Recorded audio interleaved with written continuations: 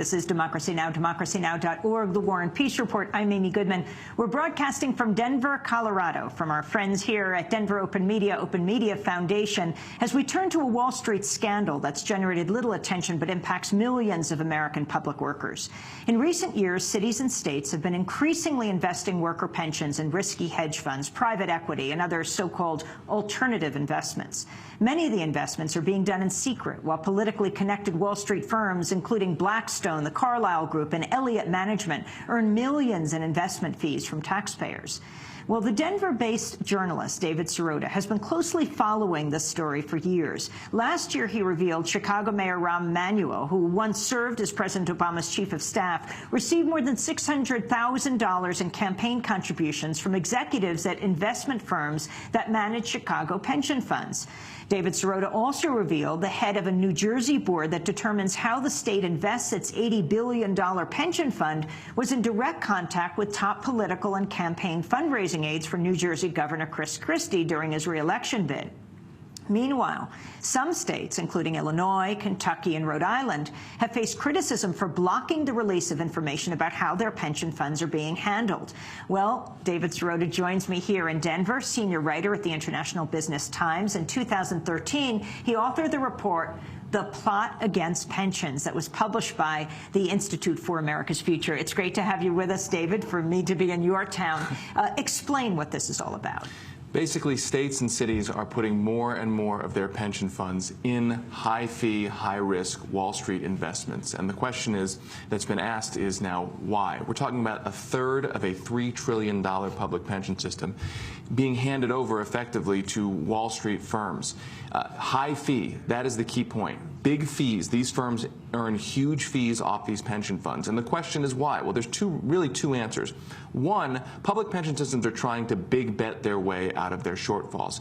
Politicians have not properly funded pension funds. They've not made their actuarially required payments each year. And so there are these shortfalls, effectively money that is owed to workers that hasn't been paid. And so rather than have a debate over raising taxes, a lot of politicians have said, let's give a lot of our money to high-risk Wall Street firms under the premise that that will big bet their way out of the pension funds, big bet their way out of the budget shortfalls. The problem is that the returns for the pension funds have been lower than the stock market, which costs basically nothing to invest in. So then the question is, well, why are you investing in high-fee investments that aren't generating better than the market returns that we can get with no fees? And I think one thing you can look at is campaign contributions. You have Wall Street firms, executives at Wall Street firms, making campaign contributions, and one of the big goodies they can get back is pension investments, which kind of go under the radar. Very few people really watch where these investments are going. The people who do watch are the Wall Street firms. What does Governor Chris Christie have to do with this in New Jersey? Well, his pension system is one of the biggest pension systems in the world, $80 billion. That is a huge, huge pot of money for Wall Street. And Chris Christie's officials have moved an enormous amount of money into hedge funds and private equity. New Jersey is now one of the biggest investors in hedge funds in the world. In New Jersey, what's happened is fees have tripled. New Jersey is now paying more than $400 million a year in fees just to manage its pension system.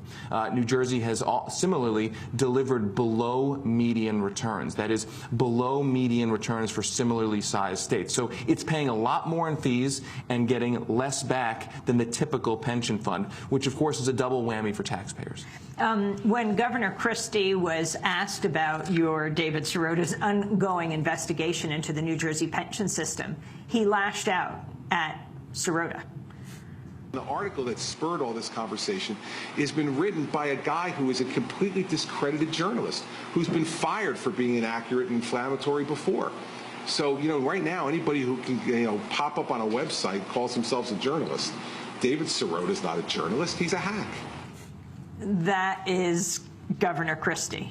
You're a hack. Yeah, I mean, this has been the answer from the Christie administration, to simply lash out in a personal attack. But this is not a personal issue. This is about pensions for hundreds of thousands of workers. And the head of the New Jersey board that determines the state's investments in the $80 billion pension fund?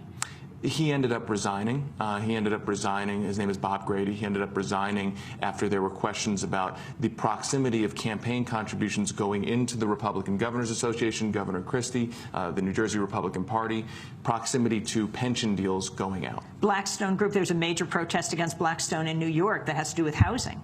Yeah, well, in New Jersey, again, New Jersey moved $2 billion of pension money into Blackstone at the very same time that Blackstone waived a number of rules to allow Bob Grady, the head of the New Jersey pension system, to allow his firm to invest in Blackstone at the same time. What do you think needs to happen?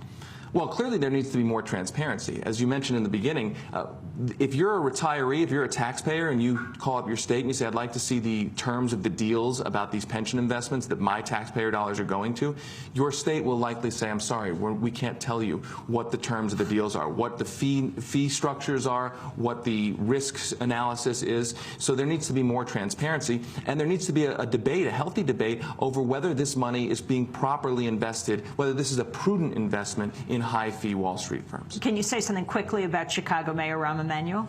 Sure. I mean, in Chicago, he has said that the city doesn't have enough money to pay its pension obligations. Meanwhile, more of that money has moved into so-called alternative investments, paying higher fees.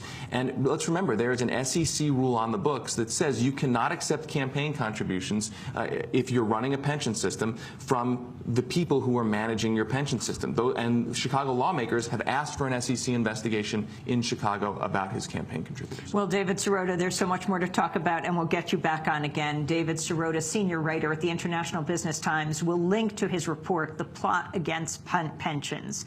And that does it for our broadcast. Very happy birthday to Brendan Allen. And I want to thank our crew here at Denver Open Media, the Open Media Foundation, Tony Shawcross Anthes, John Aiden, Gavin Dahl, Ivy Farr, Susanna McLeod, Dana Thiebalt, Courtney Steele, Nikki Smith-Reynolds, and Davis Stewart. Special thanks to Dennis Moynihan. I'll be speaking at the Carbondale Public Library tonight at 7 o'clock. Hope to see people there. Democracy Now! Is produced by Mike Burke, Renee Feltz, Aaron Mate, Nermeen Sheikh, Steve Martinez, Sam Malkoff, Hani Massoud, Robbie Karen, Dina Guzder, Amy Littlefield. Mike DeFilippo and Miguel Noguera are our engineers. Special thanks to Becca Staley, Julie Crosby, Hugh Grand, Jessica Lee, David Prude, and Vesta Godars.